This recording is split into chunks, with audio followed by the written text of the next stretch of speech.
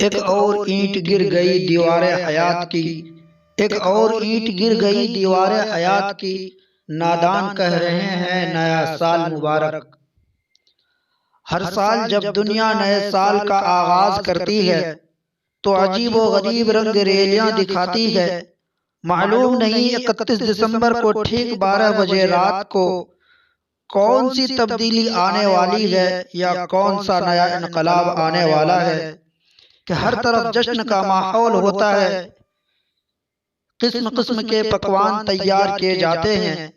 पूरा माशरा रात के 12 बजते ही खुशियां मनाना शुरू कर देता है। हर तरफ कमों से सजाया जाता है और फिर अय्याशी के अड्डे भी लगने लगते हैं। इस कदर खुराफात का बाजार गर्म होता है कि शैतान भी शर्मा जाए।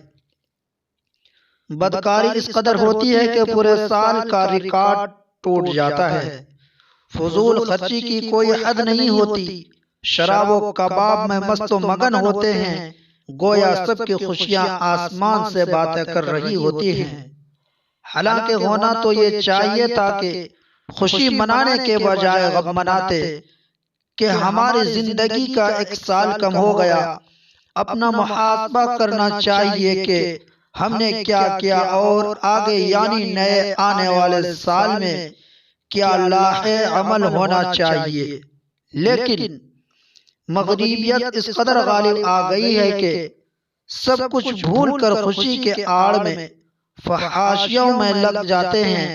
अफसोस है कि मुसलमान भी इसमें शामिल है, जबकि उनकी शरीयत की तालीम कुछ और है।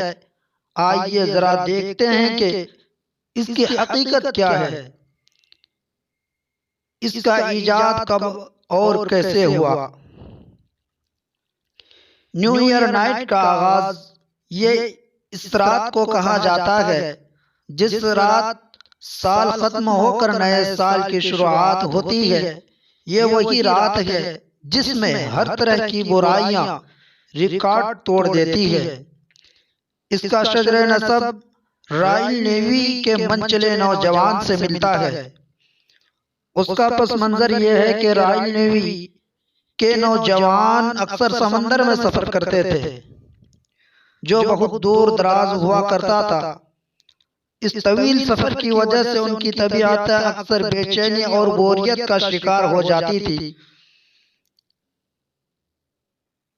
उसे दूर करने के लिए वो तकरीबात मुनअक़द करते।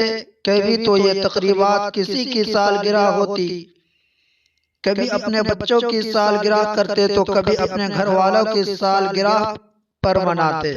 लेकिन उनकी बेचैनी कम ना होती तो वो जानवरों के सालगिरह मनाने लग गए। इससे भी तबीयत में कोई फर्क नहीं आया तो अब उन्हें फहाशी की सूजी और ख्वाहिशात का सामान मुहैया करने में कोशा रहे। इत्तफाक से इसी दौरान दिसंबर का महीना खत्म हुआ तो किसी के जहन में यह आया कि क्यों ना हम नए साल का आगाज करें। चुनांचे जहाज का सारा अमला इकट्ठा हुआ।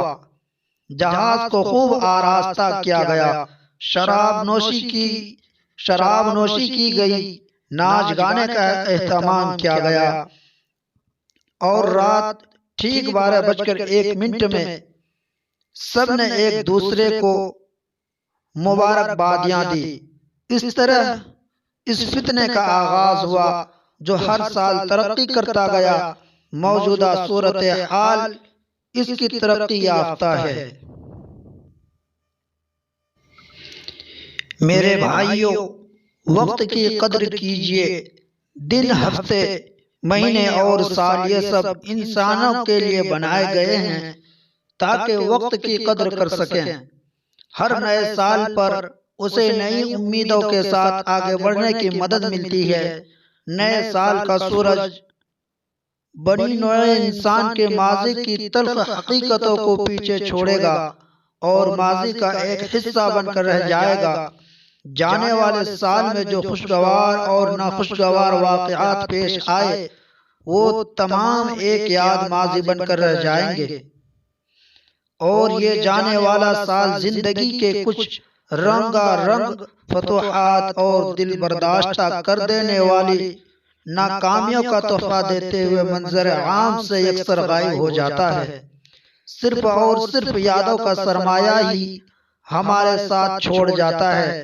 कभी आपने सोचा कि एक मिनट की हमारे लिए क्या हैसियत है, जिसे हम सैकड़ों छोटे लेकिन अहम अमूर निपटाने के लिए इस्तेमाल कर सकते हैं। लेकिन मिनट तो क्या, हम घंटों का हिसाब रखने के काबिल नहीं। वक्त एक ऐसी चीज है जो कभी रुकता नहीं, बल्कि पर लगा कर उड़ता ही चला जाता है। इसलिए वक्त की कद्र को जानना बहुत जरूरी है। वक्त को बर्बाद ना होने दे और न ही गैर मुफीद बातों में सर्फ करें। तारीख भी हमें सबक देती है और वक्त का तजुर्बा भी यही सिखलाता है कि दुनिया में जिस कदर कामयाब हस्तियां गुजरी हैं, उनकी कामयाबी व शोहरत का राज यही वक्त है कि उन्होंने उसका सही इस्तेमाल किया। मेरे भाइयों, इस वक्त दुनिया के अंदर हर मुल्क अलग अलग तरीकों से, अलग अलग रिवाजों से इस साल का इस्तकबाल करता है, नए साल का इस्तकबाल करता है, जिसमें मुस्लिम ममालिक भी शरीक हैं। हमारी अकल कहाँ चली गई और किधर चली गई? हम यूरोपियन के कल्चर की तरफ तेजी से भागते हुए उस पर अमल पैरा हो जाते हैं। हम इसके हर त्योहार मुनक़द करते हैं, mother day, father day, teacher day और फिर ये नया साल का इस्तकबाल, ये सब उनकी ईजाद करता है और हम भी इसमें बराबर के शरीक हैं। वालिदैन और असातिज़ा की खिदमत का हुक्म तो हमें शरीयत ने दी है। हम क्यों यूरोप की ईजाद करदा त्यौहार मनाएं, जिसमें फजूल खर्च और वक्त पाशी के सिवा कुछ हाथ नहीं आता। आखिर यूरोप के किसी भी मुल्क में हमारा त्यौहार नहीं मनाया जाता, फिर हम क्यों गुलामी कर रहे हैं?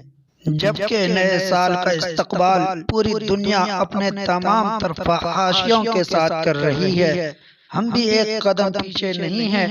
सब ममालिक अपने अपने अकीदा के मुताबिक साल नौ का आगाज करते हैं। चुनांचे चीन नए साल का इस्तकबाल कुछ इस तरह करते हैं कि हर शख्स सुर्ख लिबास ज़ेब तन करते हैं और एक दूसरे को लिफाफा में हदिया पेश करते हैं और उसको नेक शगुन समझते हैं। गोया हर मुल्क का अपना तरीका होता है जो खुद उसी ने ईजाद किया है,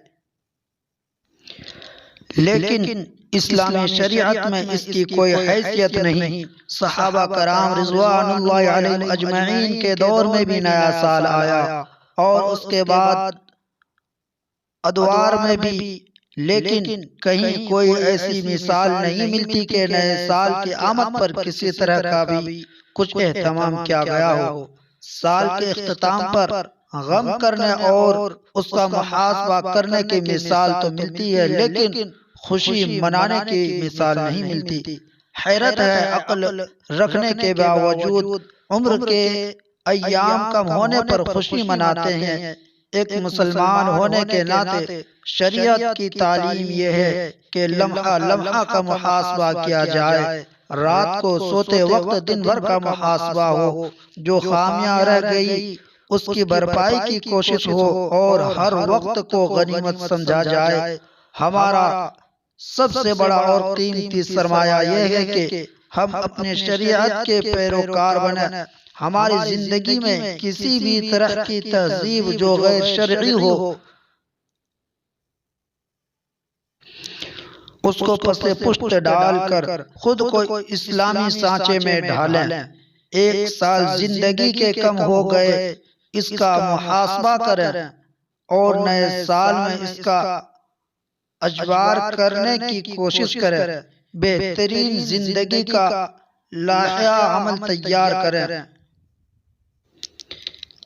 2020 चला गया मगर क्या सीखा। साल 2020 का सबसे बड़ा सबक अल्लाह ताला से रुजू और उसकी तरफ पलटना है। ये साल अब तक इसी वबा के ज़ेर असर है जो अल्लाह के अज़ाब की सूरत में उतरा है, जिसने बड़ी से बड़ी ताकतों को बेबस कर रखा है। लेकिन इस अज़ाब इलाही में भी रब की रहमत है जो हमें इस छोटे अज़ाब का मजा चखाना चाहता है ताकि हम उसकी तरफ लौट आए और आखिरत के बड़े अज़ाब से बच जाएं। तुम लौट आइए अपने अजीम बादशाहों के बादशाह अपने आका की तरफ, जिसके सामने हम सब आजिज और बेबस हैं। इस जिंदगी के बारे में अब संजीदा हो जाइए। अल्लाह के इस वार्निंग से तंबीह पकड़े।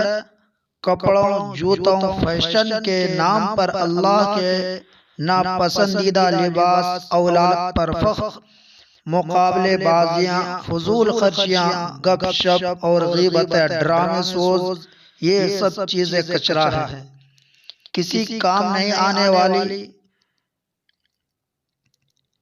इनका काम है आपको अल्लाह से गाफिल करना।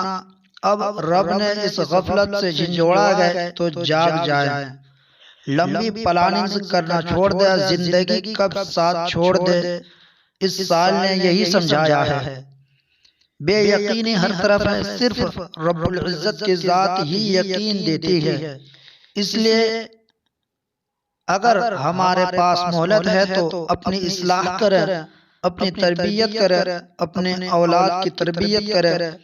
जो कमियां ज्यादतियां अपने रब के हक में हम कर रहे हैं, इस पर माफी मांगे।